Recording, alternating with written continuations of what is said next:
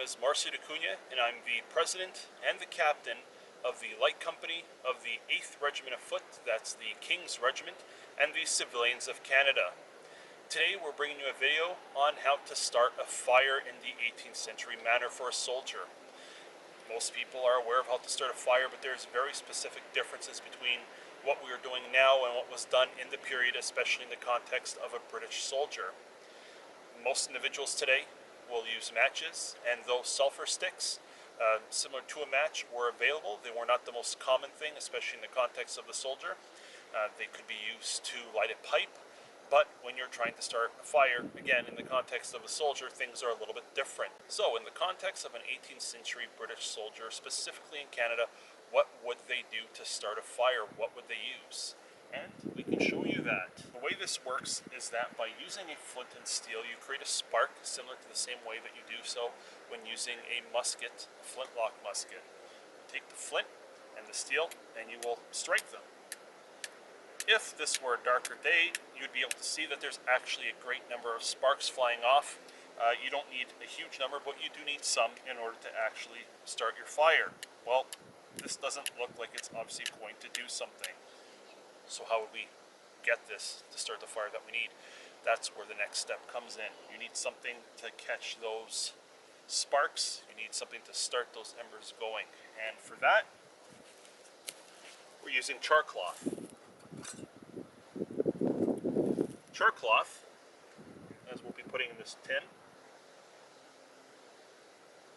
is a fiber that's been reduced practically to carbon itself. What we do is we take a tin with a little hole, put it on the edge of a fire until it carbonizes.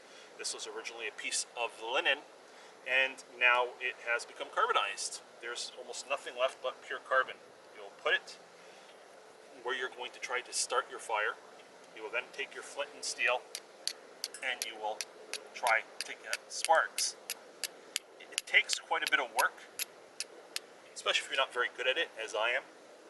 But eventually, you will see that it catches. Oh, we have it there. Let's see if we can get a few more. Okay, we have a spark that has caught on to the char cloth. We have to keep it going. At this point, we're going to have to make sure that we now light something else. To do this, you can use tow. That's broken up fibers, hemp that you can make use of, putting it on here, blowing it till it catches, and it's ignited. You can then slowly, on your fire, add a few more things. One of the most common is birch bark, as we have here. You can remove it safely from a tree and it will grow back. It's not going to harm the tree. Yes, as you see here, you have to be very careful if this had continued to stay ignited, as you can lose your fire. Make sure you have everything at hand when you're doing this.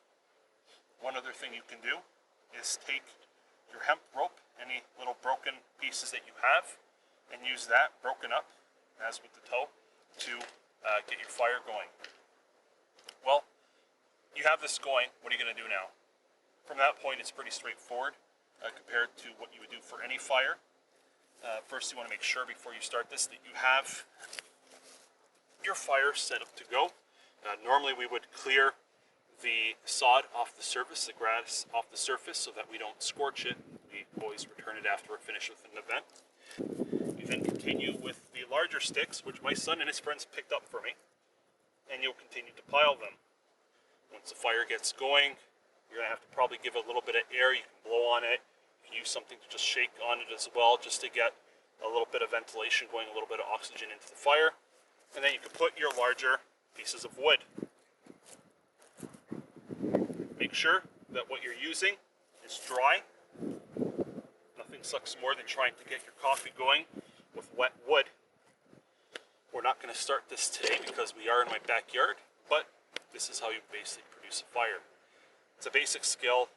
Using flint and steel, like you saw, is not the easiest thing in the world to do, but this is how we start our fires, at least what we tell people.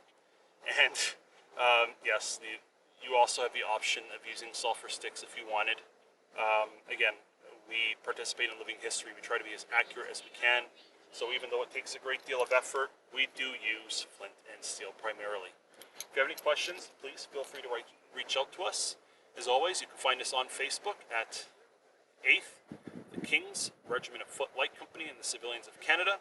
You can also find us on Instagram at K8Lights or on our website at K8lights.com. That's K8lights.com. Thank you for joining us today, and stay safe. God save the King.